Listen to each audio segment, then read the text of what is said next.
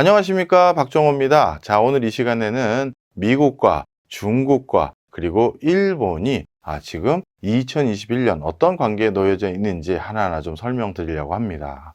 사실 저도 당연히 공부나 하는 사람으로서 나름대로 공부한 걸 바탕으로 앞날을 전망하기도 하고요. 제 나름대로 그 전망이 맞았을 때는 공부한 보람이 있다 생각도 하기도 하고, 나름대로의 아주 묘한 쾌감을 느끼기도 합니다. 그렇지만 글로벌 정세라는 것은 예정된 시나리오대로 그대로 움직이는 것이 아니라 때로는 정말 돌발 변수라든가 어떤 세계적인 리더십들의 어떤 돌발적인 의사결정, 이런 것들로 송두리째 분위기가 바뀌어갈 때도 있습니다.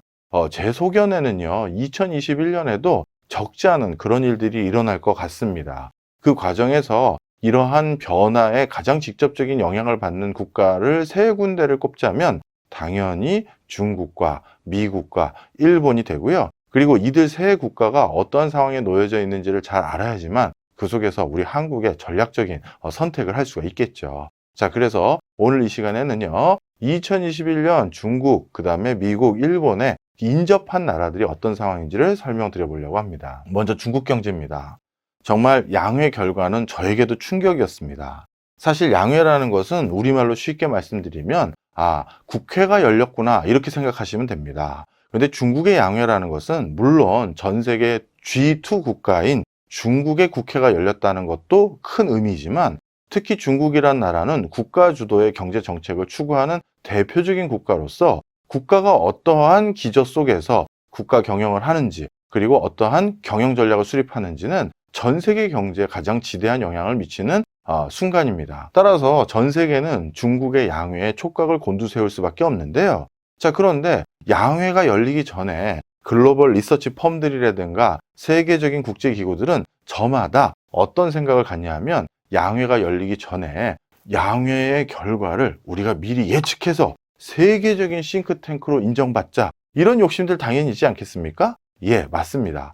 제가 예전에 재직했던 회사들도 바로 그러한 욕심 아래 양회 결과를 어떻게든 먼저 슬쩍 힌트를 얻을 수 있는 방법을 생각해서 앞으로 중국의 경제 성장률은 얼마일 것 같습니다, 이거 딱 발표하고, 그리고 실제 중국이 그런 목표치를 딱 발표했을 때 봤지? 하는 그런 것들 좋아하는 편인데요. 자, 그러면 이런 국제적인 전략 펌이라든가 리서치 펌 또는 세계적인 국제 기구들이 어떻게 중국의 경제 성장률을 예측하냐, 양회에서 발표하기도 전에요. 자, 대표적인 방법론이 뭐냐면요, 사실 양회가 열리기 전에 각 중국의 지방 정부들은 양회와 비슷한 형태로 지자체의 일종의 양회라고 하는 것을 엽니다. 거기에서 우리 지자체는 올해 아니면 내년도에 경제 성장률을 얼마로 목표치로 해서, 그리고 우리가 경제를 발전시킵시다, 그런 것들을 다 정합니다. 그리고 그런 지자체들의, 그건 GDP라고 부르지 않고요, 지자체 경제 성장률이라고 해서 GRDP라고 부릅니다. 지역의 리지널이 들어가가지고요. 자, 그래서 이 GRDP를 다 집계를 하고, 그리고 양회가 열리기 전에 그걸 중앙정부에 제출을 합니다. 우리 지자체에서는 내년도에 또는 올해부터 이러한 목표치를 달성해 보겠습니다, 이걸 제출을 하는데요. 바로 양회에서 발표될 경제 성장률을 미리 엿볼 수 있는 게 바로 그 지자체들에서 올해는 어떤 경제 성장률을 달성하겠다라는 그 정보들, 그걸 잘 모으면 그걸 합계한 게 결국 양회 결과일 가능성이 높겠죠. 실제로 지금까지 많이들 그래왔습니다. 자, 그래서 글로벌 많은 회사들은 중국의 각 지방정부의 목표치들에 대한 정보를 미리 얻고요. 그걸 바탕으로 IMF, 월드뱅크, OECD, 그 밖에 민간 경제 컨설팅 펌이라고 할 수 있는 그런 데들, KPMG, PwC 이런 데부터 해서 진짜 많은 곳에서 바로 그런 맥락 속에서 그러면 결국 양회에서는 몇 % 경제 성장률 목표치를 제시하겠구나, 바로 이런 거를 미리 예측해서요, 그리고 발표를 합니다. 자, 그런데 올해 어땠느냐, 지자체에서 이루어졌던 많은 논의의 결과가 우리의 GRDP 성장률을 7% 수준으로 잡겠다, 7% 이상으로 잡겠다, 다 그런 중론이 있었어요. 중국 경제는 이미 회복세로 견실하게 돌아왔고 코로나19를 완벽하게 극복한 상황이기 때문에, 물론 좀 이따가 내부 경제가 얼마나 취약한지는 말씀드리겠습니다만, 나름대로 목표치를 7% 이상으로 다 지자체가 잡았습니다. 그래서 IMF를 비롯해서 많은 국제기구에서 올해는 중국 경제가 7% 이상 성장할 것이다라고 점쳤던 데가 많죠. 자, 그런데 정작 어떤 일이 있었느냐? 양회 결과가 충격적이었는데요. 6% 이상만 성장해라. 이렇게 결론이 났습니다. 아니, 지자체에서 알아서 7% 이상 성장하겠다는데 중앙정부에서 6%만 쓰려는 것도 아니고 6% 이상만 해라. 이렇게 이상한 표현을 써놨단 말이에요. 자, 이게 왜 그러냐. 그 맥락을 일단 몇 가지로 이해하셔야 되는데요. 첫 번째로는 이 원천 기술보다 이거부터 말씀드리는 게 좋겠네요. 지금 중국 정부의 상황을 아마 중앙정부에서 어느 정도 파악한 것 같습니다. 자, 중국은요, 우리나라와 달리 아주 특이하게 다음번 국가 리더십이 누가 될지를 어느 정도 점칠 수 있는 나라 중에 하나입니다. 왜냐하면요, 중국은 우리 하방이라는 말씀 들어보셨는지 모르겠습니다만 총망받는 관료들, 정치가들을 지자체로 내려보냅니다. 하방, 저 지방 관료로 내려보내요. 내려보내서 그 지방에서 네가 어떤 경영 성과를 달성하는지, 네가 어떻게 네 능력을 인정받는지 보자 라고 해서 일정 기간 그 지자체를 경영하다가 거기에서 적지 않은 성과를 보이거나 능력을 인정받으면 중앙으로 불려드릴 때 그 사람의 어떻게 보면 그레이드가 결정되죠. 아, 얘는 차세대 국가 리더가 될 친구고, 얘는 그냥 중국 관료로 머물 친구고, 얘는 뭐 리더감은 아니고, 뭐 이런 것들이 이제 결정이 됩니다. 그래서 많은 중국의 리더십들은 지방에 내가 내려왔었을 때 성과를 어떻게든 보여서 중앙으로 갔었을 때 제2의 시진핑, 제2의 리커창이 돼보자, 이런 청운의 뜻을 뿜은 촉망받는 인재들이 많이 있습니다.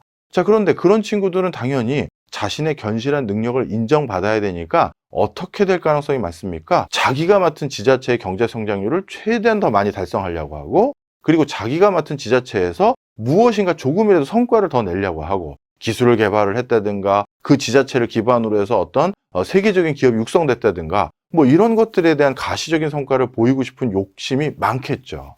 자, 그런데 그동안 그런 욕심들이 과하고 누적되고 그리고 너무 치열한 경쟁이 있다 보니까 어떤 일이 생겼느냐, 말 그대로 수치 달성형 목표, 그리고 수치만 달성하기 위한 어떤 허례허식들이 많다라는 것이 이번에 만천하에 확인이 된 것 같습니다. 자, 그래서요, 지자체에서는 또 지자체장은 자신의 능력을 인정받기 위해서 7% 이상 경제 성장해보겠다라고 하면서 뭔가 되든 안 되든 그냥 막 시설 투자하고, 그 다음에 새로운 뭐 신도시 건설하고, 그 다음에 뭐 중앙정부에서 지령 내렸던 반도체 육성하라고요? 알겠습니다. 저희가 반도체 육성해보겠습니다. 이 기업 육성할게요. 보조금 주십시오 해서 막 벌렸는데 결과가 실제 반도체 어떻게 났습니까? 어떻게 났나요? 국가에서 직접적으로 지원했던 그 수많은 국영기업에 준하는 회사들이 파산까지도 했어요. 중국에서 이건 말도 안 되는 일입니다. 국가가 지원한 회사가 파산을 했다? 이거는 민간에선 파산할 수 있지만 국가가 하는 것은 공신력이 다른 거거든요. 바로 너무 지나친 지방자치 간의 경쟁, 이것이 불거온 폐해가 이렇게 심화됐구나 인식을 했습니다. 자, 그래서요, 바로 지자체 관료들에게 과잉 경쟁하지 마라. 그냥 6%만 해도 니네들에게 책임을 묻지 않겠다. 물론 그 합의를 받겠죠. 6% 이상 하겠다는 걸 굳이 말리진 않겠지만 목표를 니네가 제시했던 7% 몇 프로 그거 달성하려고 절대 무리하지 말라. 이게 첫 번째 양회의 목소리였어요. 그다음 두 번째, 지금 양회에서 가장 주안점을 두고 있는 여러 기술들을 보면요, 이것은 단기간의 R&D로 우리가 확보할 수 없는 기술들이 많습니다. 대표적으로 반도체, 그 다음에 자율주행 인공지능, 그 다음에 빅데이터, 양자 컴퓨터, 그 다음에 바이오 헬스. 자, 이런 분야들은요, 정말 그야말로 원천 기술이 필요하고요. 그리고 그런 원천 기술들을 확보하는 데는 정말 적지 않은 기간들이 소요됩니다. 자, 그런데 원천 기술 이런 걸 확보하는 과정에서 그 적지 않은 기간이 소요되는 게 다 아는 사실인데도 많은 지자체 관료들은 내가 몇 년 안에 그거 확보해서 갖다 드리겠다라고 하는 과정에 어떤 일이 있다? 국가는 재정 지출을 했지만 효과는 발현되지 않으니 이 과정에서 성과 없이 계속 지출만 자꾸 일어나다가 누적 적자가 많이 쌓였죠. 그래서 지금 중국의 GDP 대비 국가 부채가 300%가 넘어가 버렸어요. 그럼 GDP 대비 국가 부채가 300%가 넘어갔다는 걸 어떻게 받아들여야 되느냐? 자, 쉽게 설명드리면 이렇게 보시면 되는데요. GDP 대비 국가 부채가 300% 넘은 이것은 일본의 사례랑 비교하시면 쉽게 이해가 됩니다. 일본 같은 경우는요, 예전에 91년도에 일본 버블이 불거지기 직전에 일본의 GDP 대비 국가 부채가 몇 퍼센트였냐면 200%가 그때 넘었어요. 국가 부채가 그때 200%가 넘고도 버블이 터졌는데 지금 벌써 300%가 넘었거든요, 중국은. 그리고 지금 같은 시기를 계속했었을 때 2028년인가 하면 한 400% 넘는다라는 게 전문가들 사이의 중론이기도 합니다. 자, 그렇다면 이 과정에서 결국 중국이 선택해야 될 건 과잉 부채 문제 해결해야 되고 성과가 없는 지출에 대해서 당연히 필터링을 해야겠죠. 바로 그런 과정에서 양의 결과는 톤다운 된 것입니다. 자, 원천 기술 확보하기 위해선 장기적인 호흡이 필요하고 국가 부채를 관리하기 위해서는 불필요한 투자, 시설 투자 줄여야 되고, 세 번째, 과잉 지자체 간의 경쟁으로 인해서 전부 블러핑만 생기는 이걸 막아보겠다라는 게 양회의 이번의 결과다, 이렇게 보시면 되겠습니다. 자, 그러면 양회는 아무 성장에 대한 기대를 안 하느냐? 아닙니다. 쌍순환 정책이라고 해서요, 이건 우리나라 말로 쉽게 말씀드리면 내수 중심의 경제 정책을 추구하겠다라고 보시면 되겠는데요. 자, 중국은 왜 내수 경제 중심의 방점을 찍었느냐? 또 한 가지가 있습니다. 바로 미중 간의 무역 갈등이에요. 중국이 6%가 아니라 7%, 8% 성장을 하려면 중국도 상당 부분 외국에 수출을 해서 돈을 벌어오는 국가입니다. 자, 그런데 요즘 글로벌 분위기가 어떻습니까? 중국산 물건을 도입하겠다. 중국산 5G 제품을 도입하겠다. 중국산 배터리를 쓰겠다. 자, 미국이 그거 못하게 철저히 쳐다보고 있죠. 그 다음에 아예 그런 배터리나 반도체나 이런 것들을 만들 수 있는 기초 지하자원이나 중요한 원료들, 이런 것들을 중국에 공급하지 못하도록 미국이 차단을 하고 있는 실정입니다. 따라서 본인들이 7%, 8% 성장률을 제시했다가 미국의 압박이 더욱더 강화될 경우 이거는 달성하지 못할 수치다라고 인식한 것 같습니다. 자, 그래서 어떻게 하자? 그러면 외국에 수출해서 달성할 수 없는 수치는 빼서 6% 이상으로 하고, 그 다음 하나가 더 있습니다. 중국은 지금 그 어느 때보다도 기술을 바탕으로 미국과 큰 일전을 벌여야 된 찰나인데요. 특히 이 기술이라는 것은 경제의 주도권뿐만 아니라 산업 전반의 주도권을 잡을 수가 있어요. 세계 표준이 되는 기술이 미국 쪽 계열의 어떤 회사의 기술을 표준으로 하는지, 중국 회사가 보유하고 있는 기술을 세계 표준으로 하는지에 따라서 당연히 특정 나라의 헤게모니가 완전히 바뀔 수가 있습니다. 자, 그런데요, 중국의 관료들은 생각한 것 같습니다. 전 세계 표준을 만들기 위해서 노력했던 또 하나의 나라, 바로 미국의 그동안 아성을 한번 도전해봤던 중국을 포함해서 총 4개 나라가 있어요. 첫 번째 나라는 영국이겠죠. 1차 세계대전이 끝날 무렵, 그 전까지는 영국이 세계 최고의 해가 지지 않는 나라라고 해서 전 세계 많은 식민지를 바탕으로 엄청난 부를 거두고 있던 국가였는데, 1, 2차 세계대전이 끝날 무렵 영국은 그 힘을 완전히 상실했죠. 그러면서 자연스럽게 미국이 대두되기 시작했습니다. 그러면서 영국은 미국과 대척점에 있기보다는 미국에 편승해서 우리의 나름대로의 프리미엄을 계속 누려보자 해서 가장 미국의 최우선 우방이 됐습니다. 자, 그렇게 해서 영국은 자연스럽게 미국의 아래쪽에 놓여지게 됐고요. 그 다음에 소련이죠. 소련은 어떻게 됐습니까? 체제 경쟁에서 밀렸죠. 체제 경쟁에서 밀린 이유는 경제적인 힘이 약해졌기 때문입니다. 그래서 소련도 자연스럽게 어느 정도 미국이 관리할 수 있는 수준까지 내려와 있는 상황이에요. 근데 세 번째, 일본입니다. 일본은 냉전이 끝나자마자 전 세계에서 가장 부강한 나라로 급부상했고요. 그 과정에서 전 세계 시가총액 1등 기업부터 10등 기업 중에는 일본 기업이 거의 90% 이상을 차지할 정도로 일본 기업의 천하였는데요.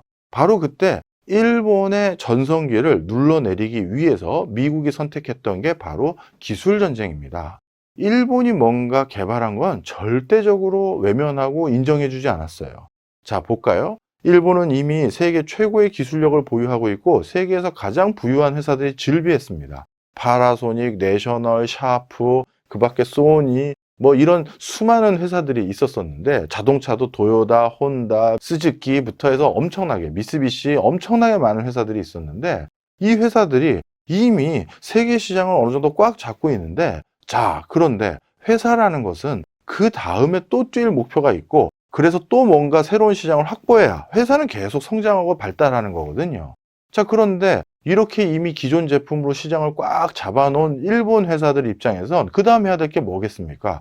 세상에 아직도 누구도 개발하지 못한 제품, 세상에 아직도 누구도 생각하지 못한 제품을 선도적으로 출시하면서 계속 그 리딩 회사, 1등 회사의 지위를 가져가야 되는 겁니다. 그런데 어떤 일이 생겼냐 하면 우리 어렸을 때 뭐 나이대가 어떻게 되시는지 제가 감히 모르겠습니다만 저만 하더라도요, 옛날에 워크맨으로, 일본 워크맨으로 음악을 듣다가 그 다음에 CD나 이런 걸로 넘어가기 전에, MP3로 넘어가기 전에 일본 MD라는 어떤 음악 듣는 매체가 있었습니다. 카세트 테이프도 아니고 CD도 아니고 그 다음에 뭐 MP3 플레이어도 아닌 아주 독특한 케이스에 들어있는 어떤 음원을 듣는 건데요. 그 나름대로 음질도 괜찮고 MD 그러면 뭔가 일본의 최신형 제품을 쓰는 것 같고 해서 기분도 좋고 그랬었어요.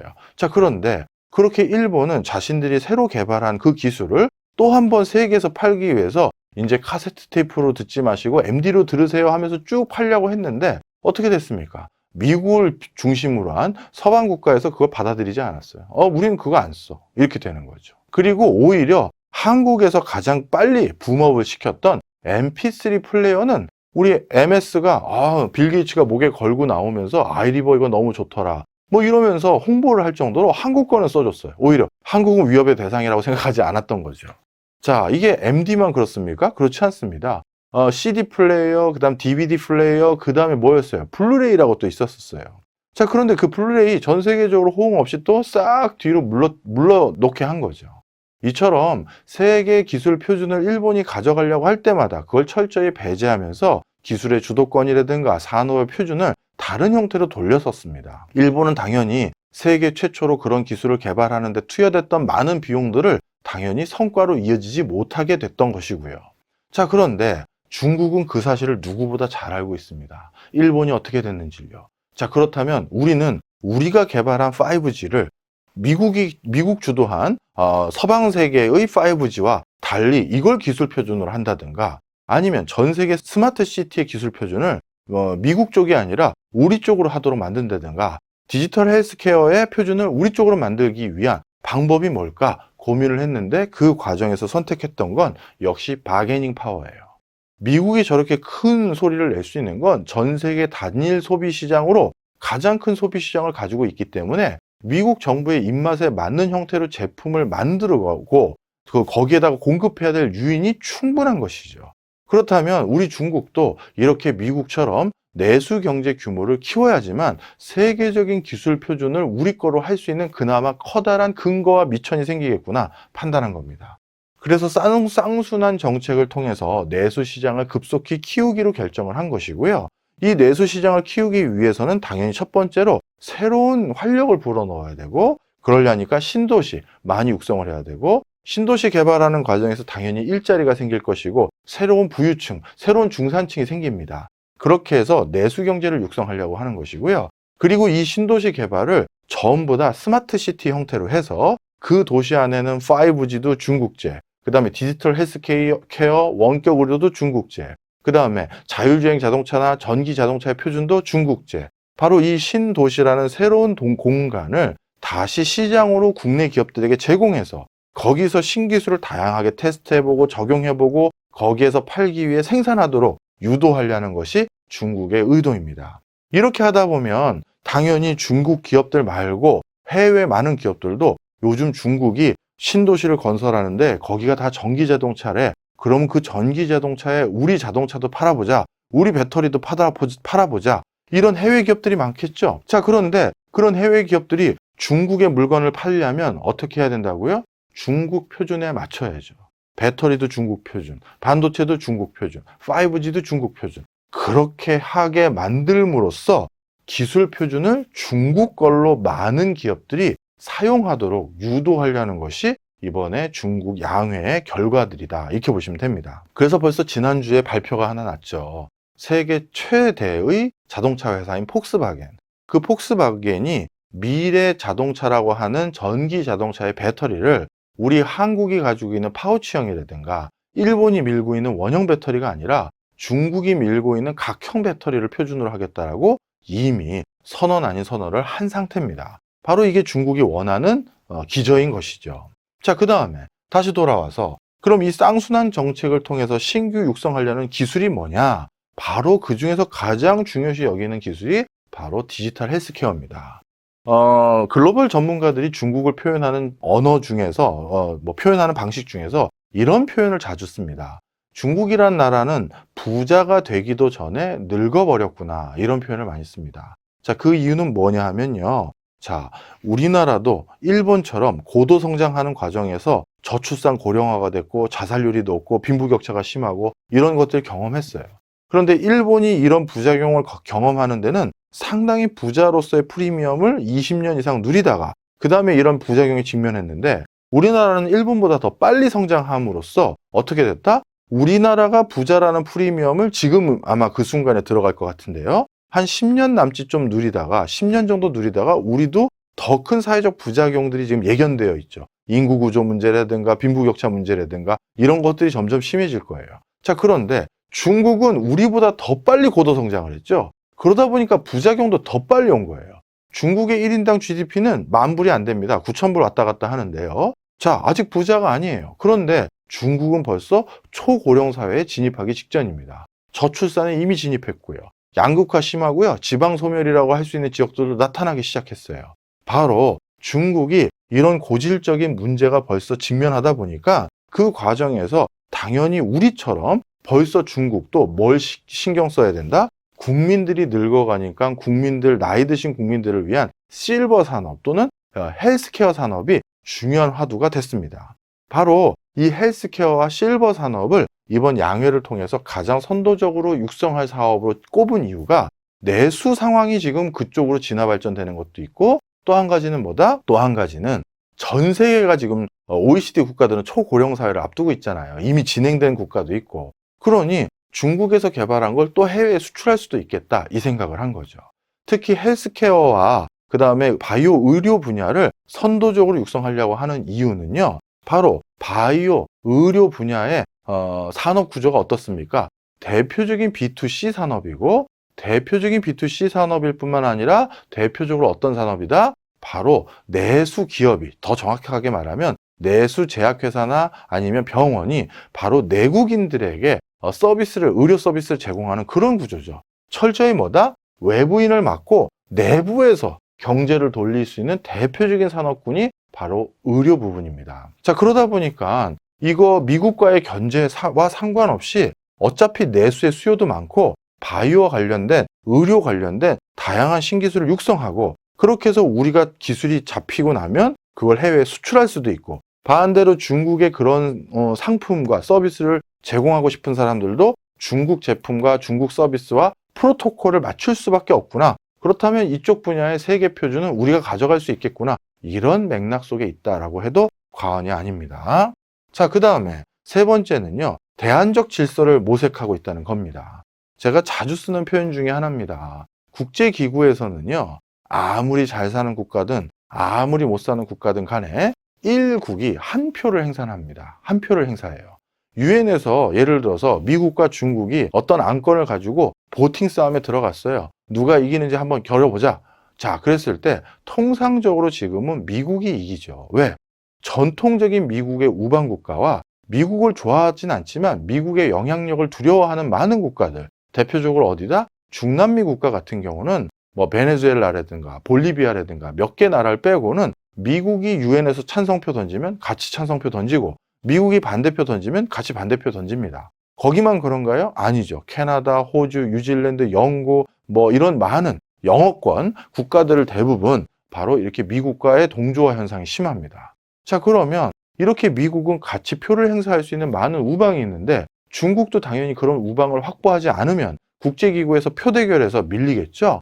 바로 그때 중국이 대안적인 질서를 모색하기 위해서 지금 굉장히 공을 들이고 있는 지역들이 있습니다. 바로 아프리카, 동남아, 그리고 중남미입니다. 자, 여기에서 어떻게 요즘 공을 들이냐면요. 요즘 이들 국가들이 가장 필요한 요소가 뭘까요? 방역이죠.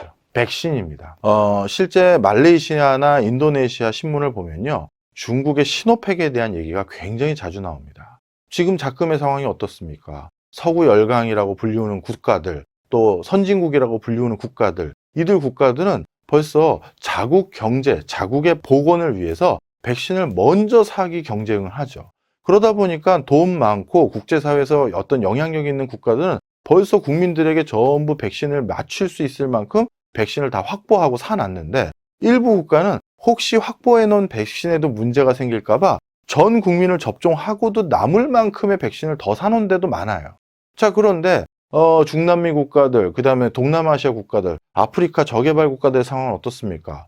WHO를 통해서 국제기구를 통해서 보급받는 몇 개를 빼고는 아직까지 백신을 확보하는 게 요원한 상태입니다. 자, 그러니 이들 후진국 국가들의 소상공인들 아니면 직장을 잃은 사람들이 어떤 생각을 갖겠어요? 당연히 선진국들을 원망하죠. 아니, 어떻게 쟤네들은 지네만 살려고 저러는 거냐? 이런 생각을 갖고 있습니다. 바로 그때 중국이 자체적으로 개발한 백신이라는 시노팩을 통해서 우리 중국이 백신을 무상 또는 굉장히 저렴하게 나눠줄게 이렇게 들고 온 것이죠. 자, 그런데 우리가 보기에는요, 중국이란 나라가 개발한 백신?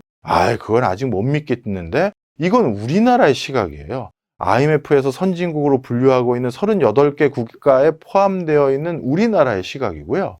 아프리카 국가들, 중남미 국가들, 중동 국가들에게 중국은 달에 비행선을 보낼 수 있는 세계 최고의 선진 국가입니다. 그리고 세계 최고의 미국과 대항할 수 있는 힘을 가진 국가예요. 바로 그런 중국이 만든 백신인데 그게 왜? 이런 인식이 많습니다. 그래서 지금 중국은요, 예전에 본인들이 전 세계에서 새로운 헤게모니를 잡기 위해서 전략적으로 추진했던 1대1로 사업, 그 1대1로 사업을 영문으로 번역하면 실크로드예요. 사실 그게 실크로드입니다. 21세기 실크로드를 복원하겠다는 건데 그 실크로드 앞에 요즘 새로운 단어를 하나 더 붙였습니다. 뭐냐면 헬스예요. 헬스 실크로드. 즉 방역을 통해서 우리가 다시 교역량을 넓히고 교육을 통해서 너희에도 빈곤도 막고 너희 산업도 다시 발전시켜야 되는 거 아니냐라는 걸 들고 나온 것이죠. 바로 대안적 질서가 방역을 통한 지원이다라는 것은 바로 그런 맥락이고요. 이렇게 중국이 이런 나라들에게 적지 않은 선심을 쓰는 이유는 뭐다? 바로 미국과의 본격적인 표대결을 앞두고 있는 상황에서 우군을 더 확보하려는 그런 맥락이다. 이렇게 보시면 좋겠습니다. 사실 중국의 이런 전략이 크게 먹히는 동네가 그럼 있습니까, 교수님? 이렇게 많이 물어보시는데요. 동남아는 남중국해라는 그 뜨거운 감자가 있어서 쉽지 않은 분위기가 있고요. 특히 동남아 중에서 인도차이나 반도 저기 밑에 말레이 반도 쪽에 있는 인도네시아 같은 경우는 중국과의 관계가 그래도 좀 좋은 편인데 바로 남중국해와 갈등이 있는 베트남이나 이런 나라들은 사실 중국의 이런 기조를 크게 우려하고 있고 두려워합니다.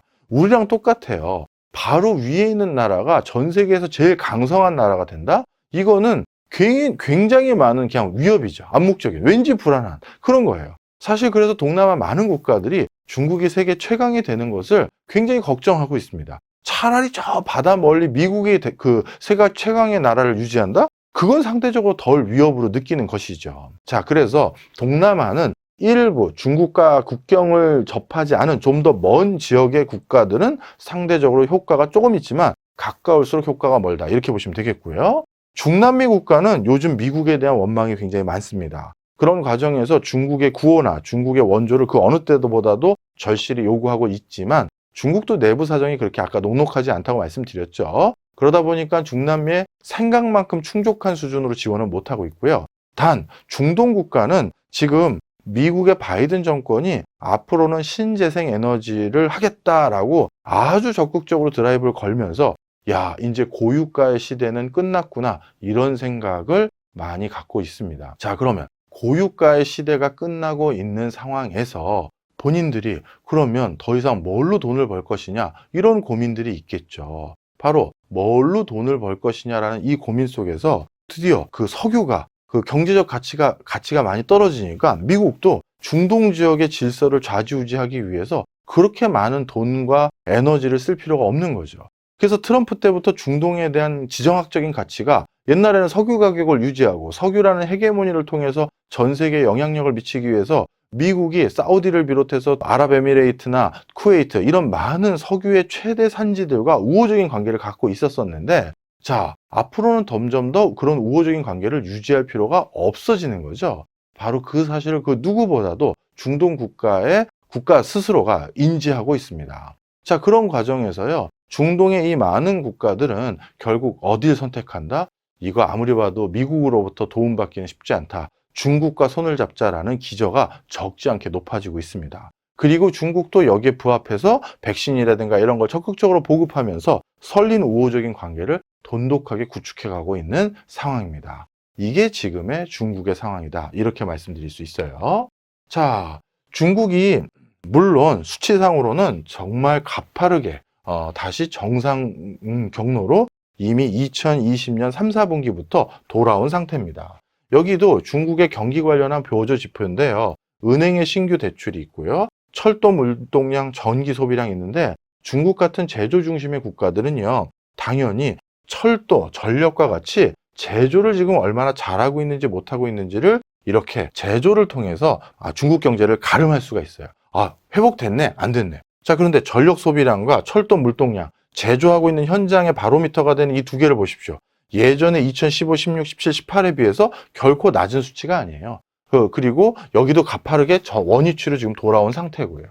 자, 소매 판매나 자동차 판매, 특히 중국의 경제는 자동차와 부동산 추이만 봐도 알 수 있다 할 정도로 자동차와 부동산이 중국 경제를 견인하는 그 비중이 굉장히 절대적인데요. 이미 정상으로 다 돌아왔습니다. 그 다음에 1인당 지출과 가처분 소득은 물론 이건 지금 최근 자료까지는 발표를 확인하지 못해서 잘리긴 했습니다만 굉장히 가파르게 올라오고 있었죠.